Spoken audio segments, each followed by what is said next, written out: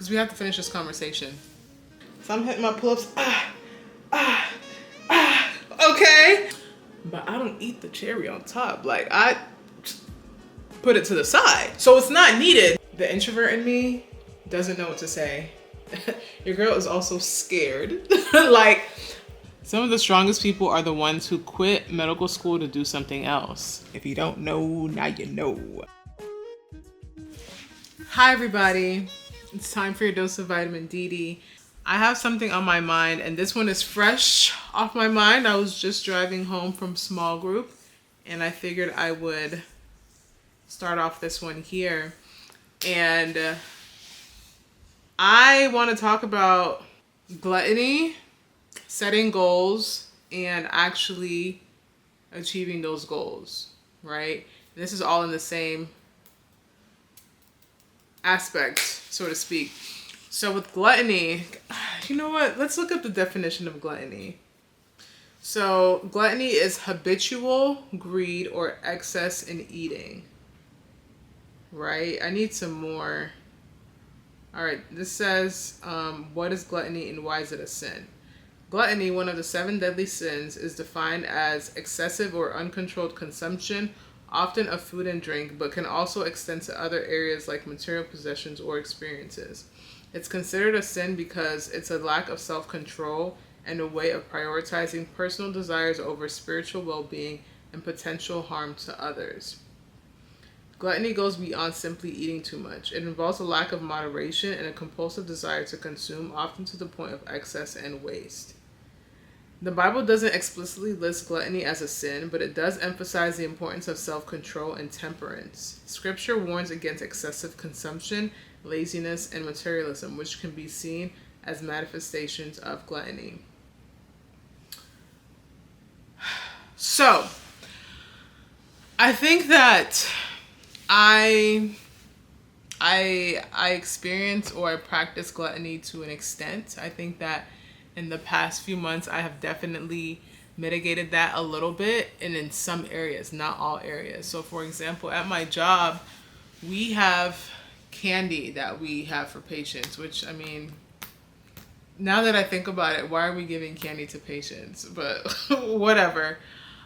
I didn't always eat the candy, and then it got to the point where sometimes I ate the candy, and then one day one of my coworkers was like, oh, you gotta try this one.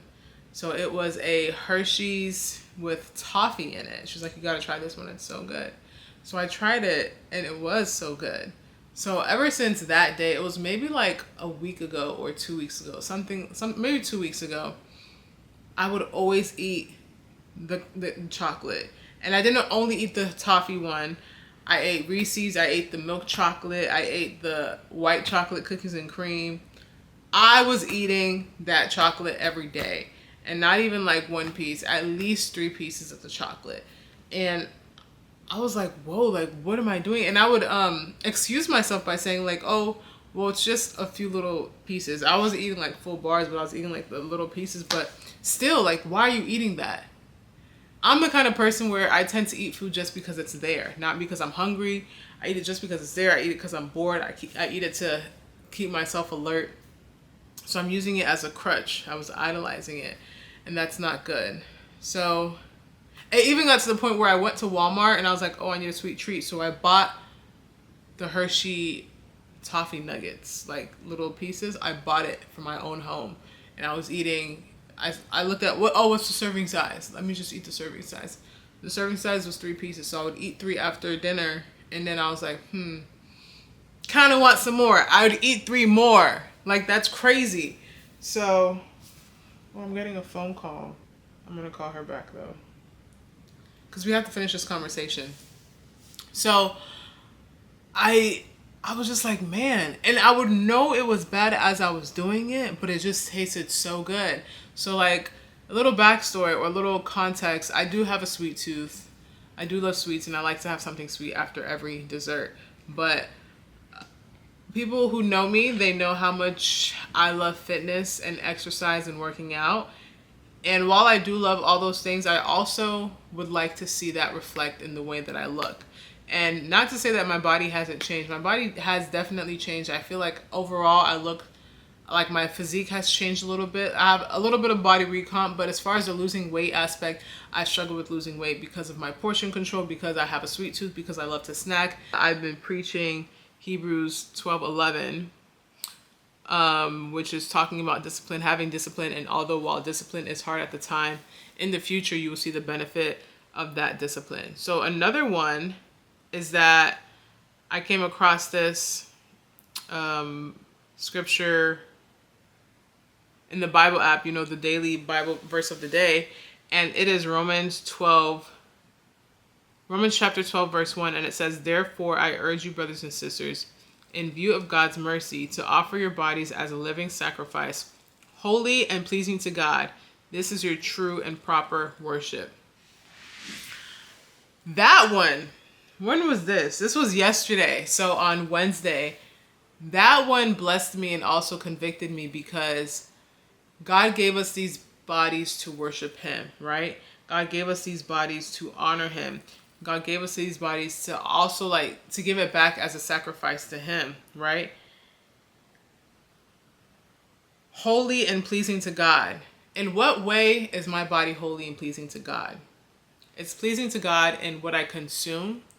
It's pleasing to God in how I present it to the world.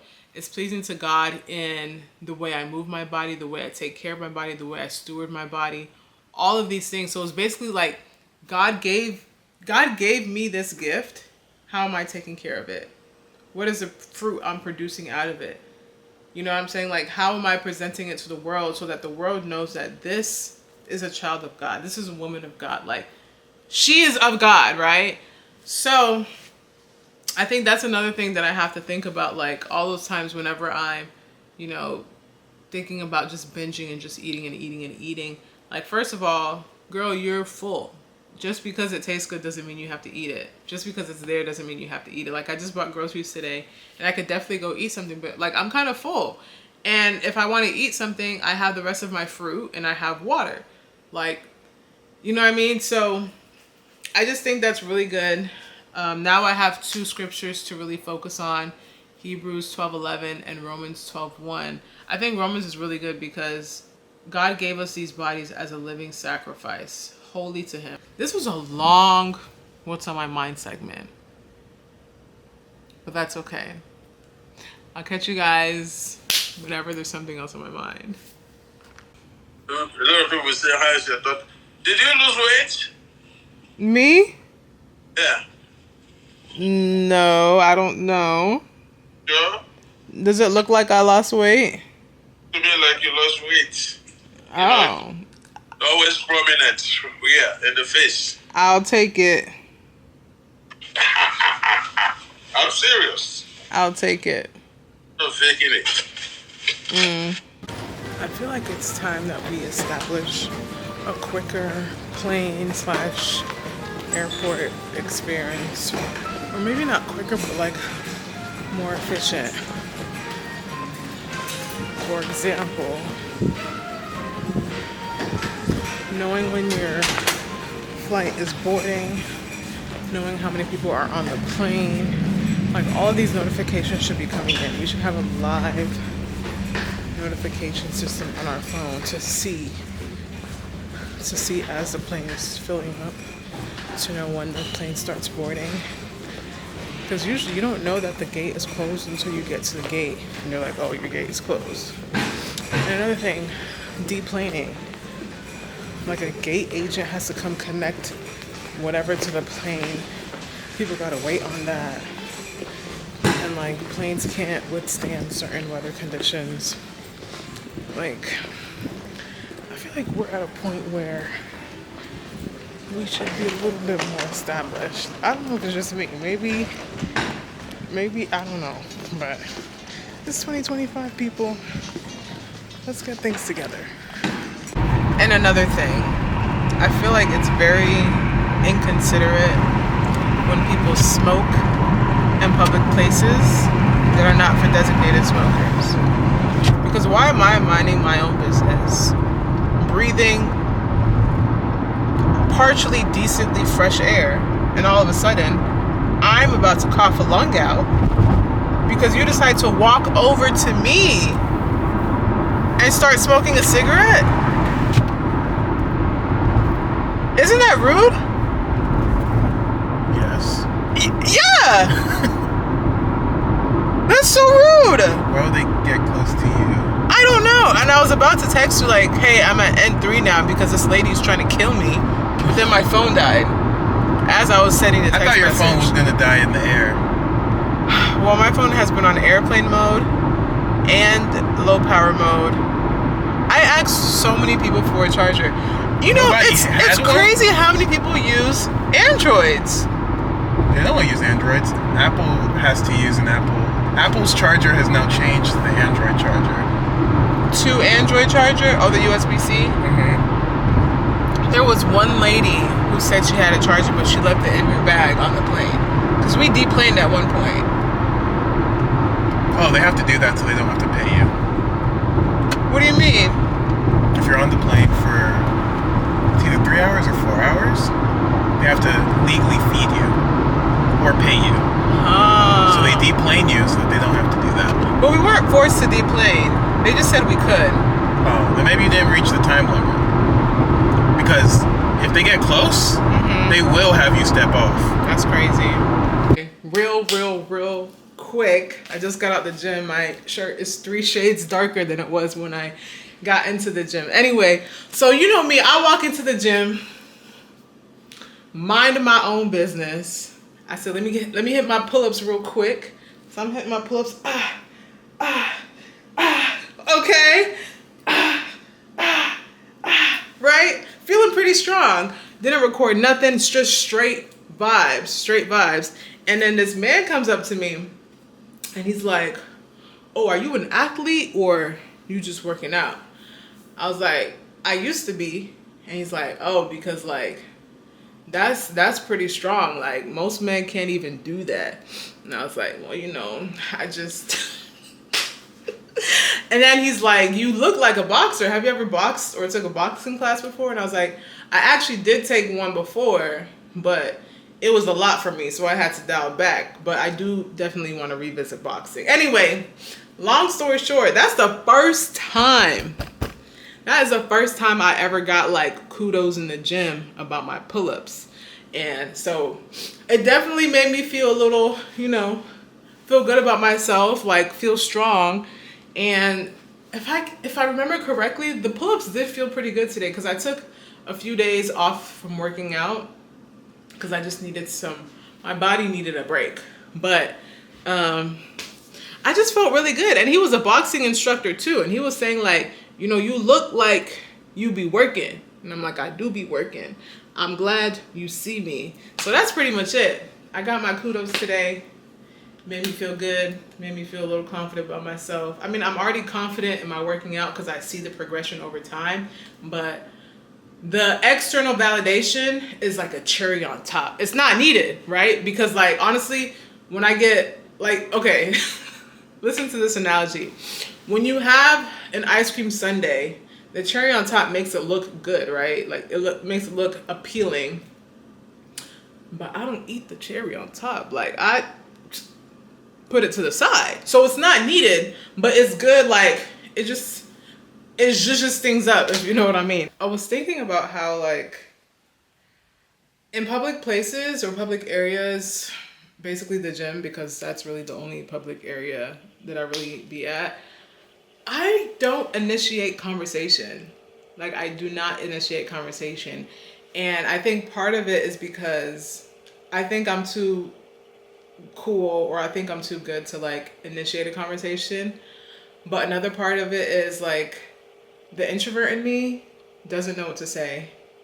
Your girl is also scared. Like it's hard.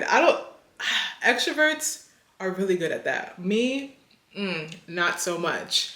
For example, today I saw these two guys working out and they had a like cinematography camera, and home dude had like a suction mount connected to the camera, and he literally stuck the camera to the pole and angled it down as he was doing, well, as his friend was doing leg extensions. Like that's a cool angle right there. Like that's a cool angle. So in my mind, I was like, oh, I should ask him what kind of camera that is, like, you know, whatever. But I didn't. I didn't. And then also, when I see people doing pull-ups and they're doing a lot, it could be so easy for me to be like, yo, like, good job. Or like, yo, how did you get to do so many? Like, I'm trying to do more pull-ups. Like, but I just be scared. And I just be wanting people to talk to me first. In all honesty, I just want people to talk to me first. Because once you talk to me, like, I can chat it up. We can have a full-blown conversation. But the introvert in me just does not know how to initiate conversation. So, yeah. There is so much that has been on my mind lately. I just haven't really been in a space to pick up the camera, but now I am, and I just charged my camera. I'm at 63%. So I was contemplating, like, do I want to just hash everything out, or do I want to, like, break it up in different clips? But I don't know, we'll see. Anyway, the most recent thing that's on my mind is the fact that I currently live under gorillas. And it's so annoying. Like, it's so annoying. It's one thing, you know, like if you live in a busy city and you hear trains or you hear cars or you hear police sirens, or you hear like stuff like that. That's one thing, right? Like that doesn't bother me. But when I have people on top of me who are banging, who are stomping, who are drilling in the hole, who are constantly moving things around, like, I don't get it. Like, why are you doing this? And they do it at all points of the day. Like, first of all, why are you always home? Like, go somewhere. It doesn't matter if I leave the house at 6 a.m. Sometimes I'm hearing things at 6 a.m. Or if I'm at work all day and I come home at like 4, I'm hearing people stomping at 4 p.m. There's never a time where I'm home, like even the days I'm off and like at a time where, you know, you would be at work, or if I'm home and if I'm off and I'm home all day there's noise. Like sometimes I wake up from a nap and the reason why I woke up is because people above me are acting like maniacs. And it's so annoying, and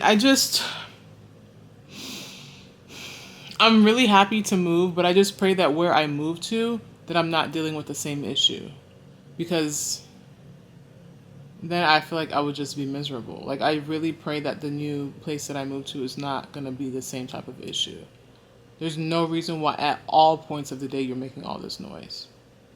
Like, if it's every once in a while, cool, whatever. But it's all the time. It's literally all the time.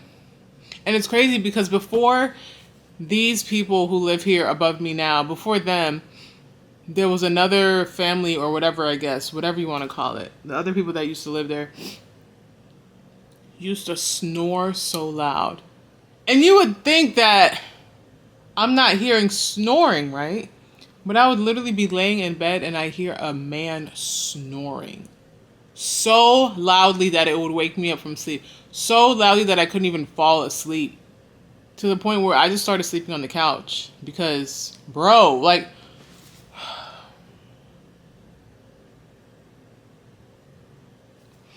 I don't get it. Like, why? I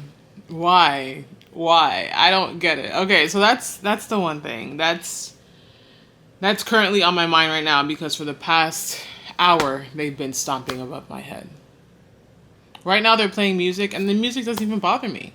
It doesn't, like, cool, it'd be nice to be silent, but the music doesn't bother me. It's when you're stomping up and down and making noise, and you're out on your balcony and stomping and moving things around, and you're drilling into the wall, and, like, bro, it's almost 10 p.m. Sit down. Like, sit down. Like, sit down. So I was talking to some people, and I realized, and this always comes to mind when I hear this word, is the word discernment, right? So the way I say discernment is discernment, But some people pronounce it discernment. Discernment.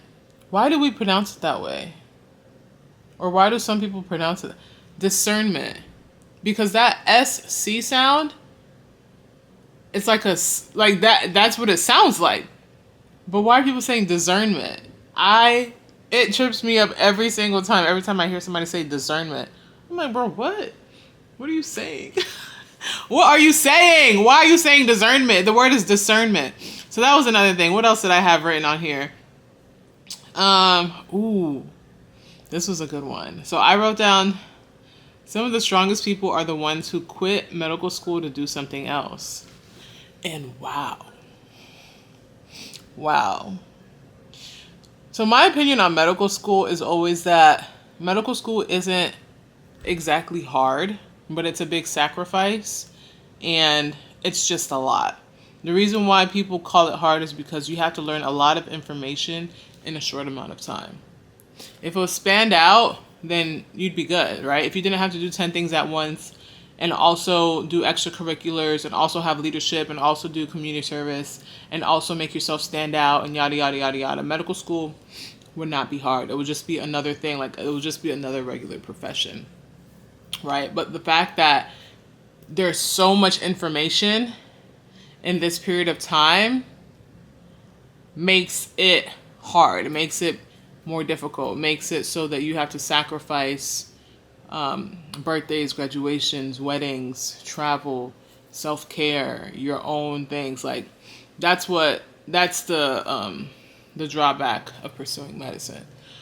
So with that being said, you would think like, okay, if somebody says, okay, I'm not doing this anymore, I want to choose another route, you would think that would be understandable. And maybe it is to some, but even to me, like, in my brain, the connotation behind quitting medical school is like, oh, you couldn't do it. And I'm just being honest, like, it was too hard for you, or you weren't cut out for it, or whatever the case may be. When that's not exactly the case, because medical school is not for everybody, right? But I think those people I think they're very self-aware, right? Because you went through a certain amount of this and you decided, yeah, I don't want to do this. After you put in all the work to get into medical school, after all the work you put in to be in medical school, you decide you want to pivot and choose a different direction when it comes to your career or life or whatever the case may be. So I think that's so amazing, because when I see people who quit medical school and they go off and do amazing, successful things, that's like inspirational.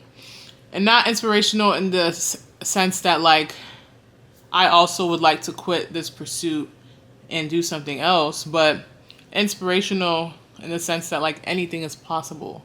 And your choice of what you're doing now does not have to be the end all be all. There's so much more to this life, and if you take heed on what God wants for you and what God has planned for you, then you can do amazing things. Like, I know this one person specifically who probably did like a semester or two in medical school, decided to quit and went into tech and is so successful, making a lot of money, is happy because, the medical field does a lot to your mental health, or it can do a lot to your mental health. And when that person recognized that it wasn't for them, like, they pivoted and they did something different, and now there's a success story behind it. So I think that's amazing to know that just because you quit medical school or you chose to pursue something else does not mean you're less than in any way, shape, or form. So yeah, that was another one of my thoughts. So with moving and having to get a new apartment, and I'm moving into an area that's like more expensive than where I am now, and knowing that as I move out of this apartment, I want to move into something nicer. I feel like being here for 5 years, I just want to elevate a little bit. I don't want to go like 0 to 100, but I do want to elevate at some capacity, right?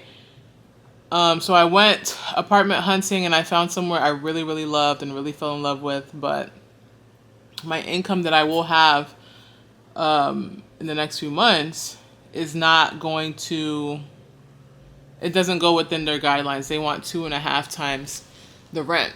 So I was talking to my dad about it, and my dad started rambling. And I kind of got annoyed. Like, I was listening, but I got annoyed because, like, bro, this is what I want to do. Like, this is where I want to live.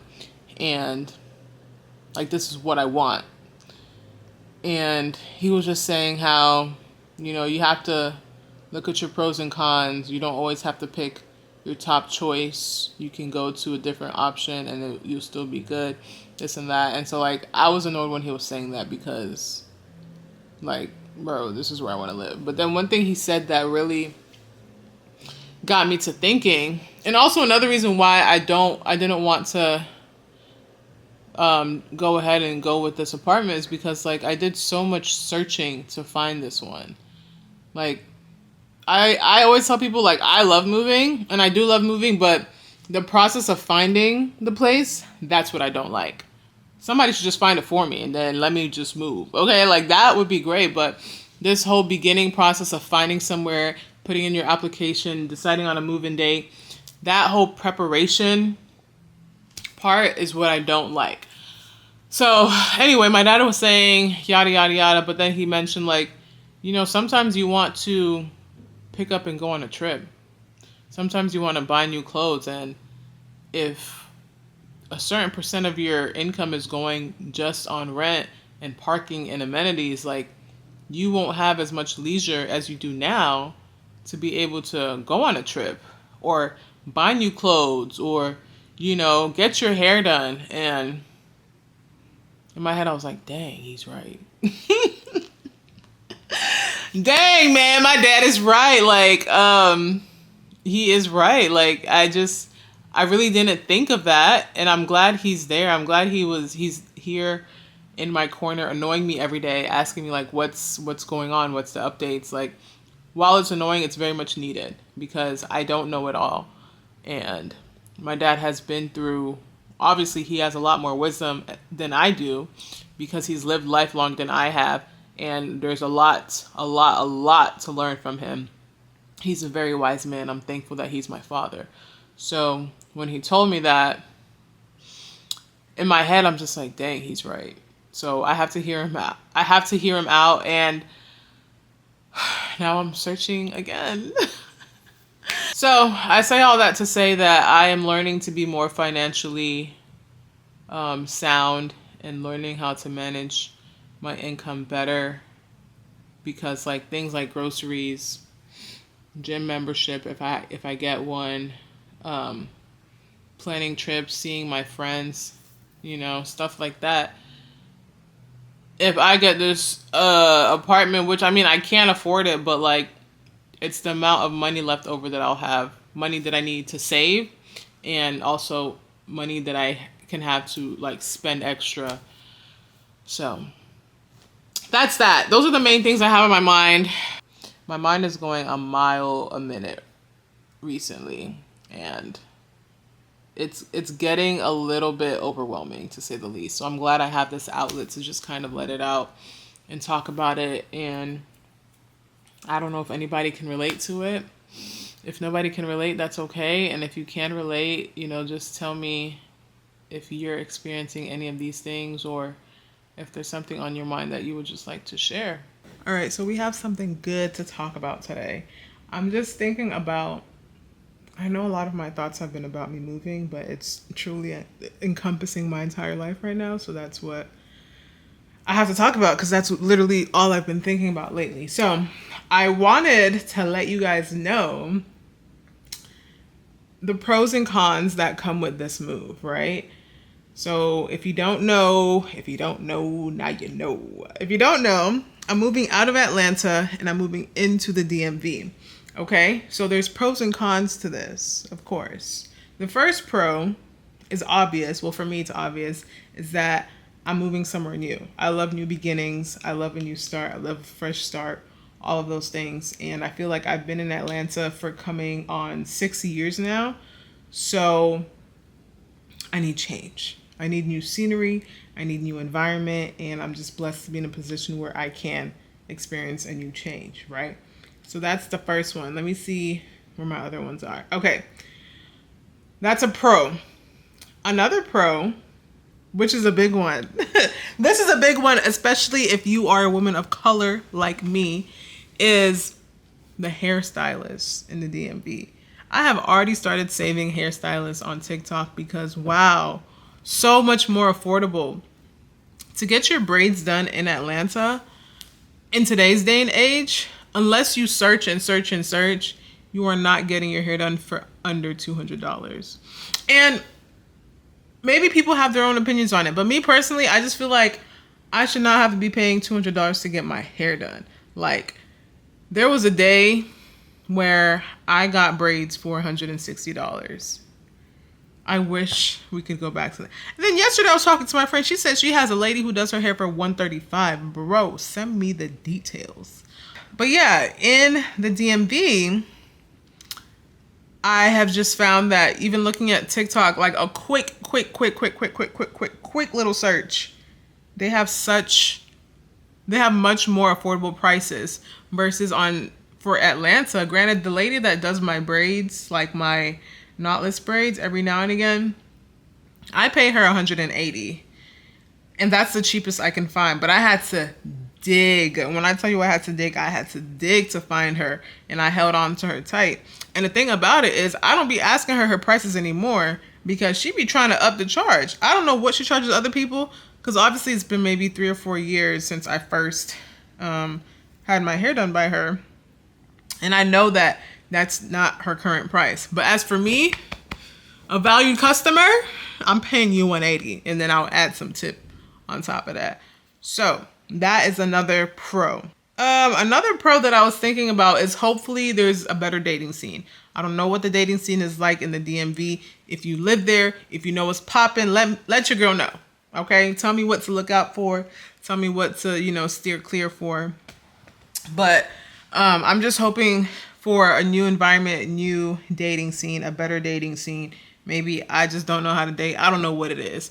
But it's funny because when I was originally moving from Florida to Georgia, I was like, oh, this is it. Like, I'm going to find a great, the dating scene is going to be a lot better than it is here in Florida. Georgia's going to have more, suitable bachelors. And now 6 years later, 6 years later, and what do we have to show for ourselves? Nothing. So we'll see how the DMV is. We'll see if there's any improvements. We'll see if there's any, anything that comes out of it. But I'm thinking, new city, new dating scene. Two main cons. The first one is I gotta leave 2819 church. Now, if y'all know me, if you have seen any of my content, you know how I feel about 2819 church. Like, that is literally my home church. Since 2019, I've been going there. So I'm very, very, very, very, very sad to be leaving. However, God is with me. I can still watch via YouTube. I'm still connected to the community that I built here. But that's definitely one of the cons. And then the other con, which has really been working my nerve these past few weeks, I would say, is the cost of living. Bro. When I tell you stress. I just submitted my application for this apartment. I just submitted it. And the apartments are going so fast. It's not even the one that I originally wanted. It's not even my second choice. It's not my third choice. The tears just continue to fall. But I am thankful. I am blessed. And I'm praying that everything goes through. Because I'm not trying to be homeless. I need somewhere to live, okay? Those were the main pros and cons that I could think of, or that came to mind, that I just wanted to express and put my thoughts into words. But all in all, I'm excited to move. I worked today on my closet. My closet is taking forever, but I'm glad I'm starting kind of early to just get rid of things. Tell me how I sent a whole basket full of clothes to Uptown Cheapskate and they're giving me $14. It's funny more than anything because $14 is more than say I just took the clothes to Goodwill. You know what I'm saying? And whatever they took but didn't actually buy or give me money for, they're just donating it. So I'm not mad. I don't have to deal with figuring out where to take it. They'll handle all of that for me. So I just think it's funny that you guys got a whole thing of clothing and you're giving me $14. That's what I've been thinking about. I've been thinking about the pros and cons of moving from Atlanta to the DMV. And now you know what's been going on in here. When I tell you it has been a long day, it has been a long day. It has been a long week. It has been a long month, and the month is we're only like halfway through. What's today's date? The 17th. We're literally only halfway through. Whew. Anyway, I want to talk about graduation season because it is graduation season, and just kind of reflect on my emotions during graduation last year and how it's a little bit different this year, watching my friends and classmates and peers graduate this year.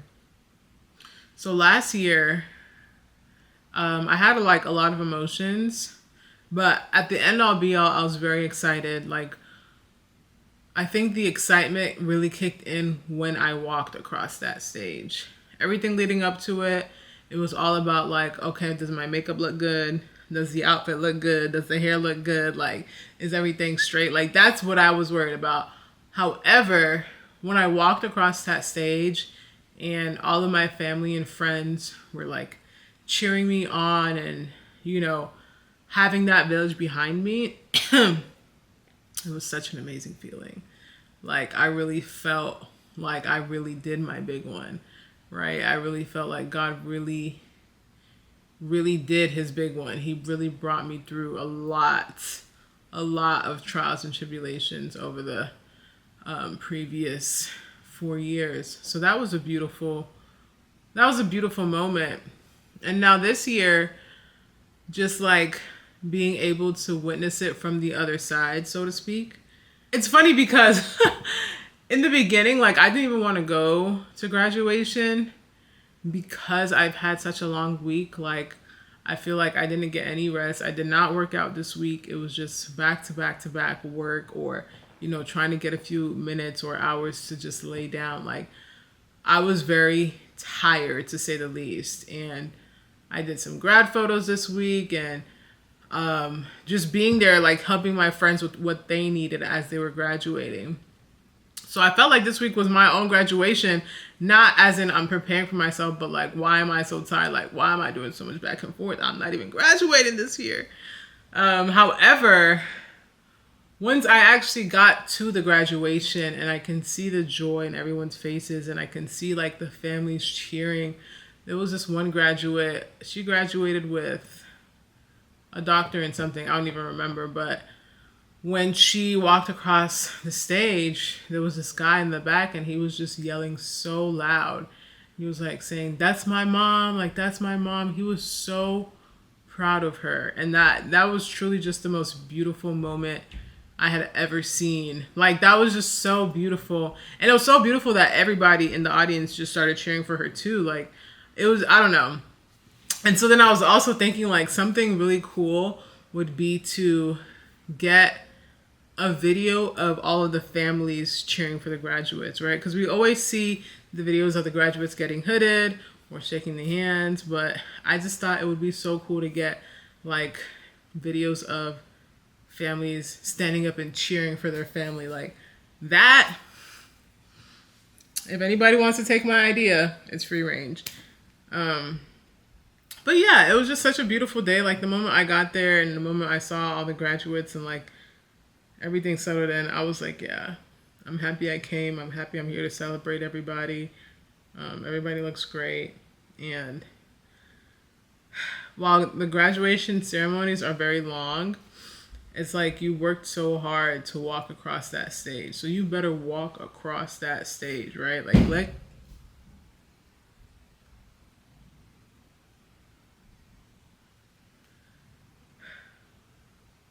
there's just been so much and so little at the same time. What do I want to talk about today? I don't know. I just felt like pulling out the camera. And it's funny because before I, like, 2 minutes ago, I had so much to say. And now that the camera's out, I'm like, ooh, what do I say? Let me think out loud for a second. I have so much packing to do right now. I have been packing maybe for a week now, like a little bit every single day, which is good so that I'm not super overwhelmed by the time it's time for me to move. So I'm happy about that. And I am trying to get back on a workout schedule because I took like roughly 2 weeks off just because of all the packing and everything that was going on. So I haven't been going to the gym. And I went pretty hard Monday and Tuesday, and today my entire body's in pain, like sore. And so after work, I came home, I ate, and I kind of went into a coma until 8:30, and now it's 10 o'clock. So there will be no working out happening tonight, which is okay. June is literally 2 days away, and then I have to move. Like, time is moving so quickly, I don't even know what to do. I'm trying to buy a flight to go home, and Spirit website is like not working. I messaged the agent. Where's my phone? I don't even know where my phone went. Oh, here it is. And they're like not getting back to me. They told me 20 minutes. It's been like 30 at this point. So what is the deal? I'm in the queue. Whatever that means. I miss you guys. I miss posting content on both Instagram and YouTube. But when life lives, what what can you do? You know, what can you do? So that's all I got for now.